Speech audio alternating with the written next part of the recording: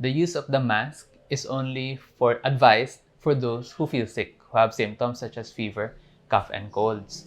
Now, for the general public, the World Health Organization and the Department of Health does not advise the use of a mask if you do not feel sick or if you do not have symptoms. Scientific evidence does not show that it is protective, no, for the general public. Masks are advised if you are symptomatic, no, if you have fever, cough, and colds, and you have to go out.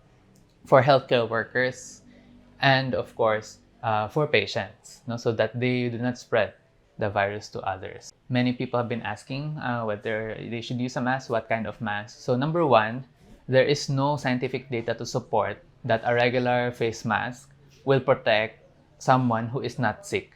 No? For healthcare workers, for example, the reason why doctors and nurses should wear a mask when taking care of sick patients is so that they do not add further contamination to the patient. No? And secondly, they wear masks in surgery, for example, so that if there are infectious fluids like blood, mucus, etc., it does not hit them, no? Because they are at high risk. But for the general public, there is no scientific data to show that a mask will prevent, no, will protect. Because the mode of transmission is through droplet, which means that the substance, the virus, cannot travel more than 1 to 2 meters. As long as we follow the advisory to wash our hands, no, maintain distance from those who are sick, avoid going out if you are sick, we have already minimized our risk. Now, of course, there is no such thing as no risk. Even if we have the complete gear, wearing our suits, our hoods, the N95 mask, there is still a level of risk. No, we cannot totally eliminate that.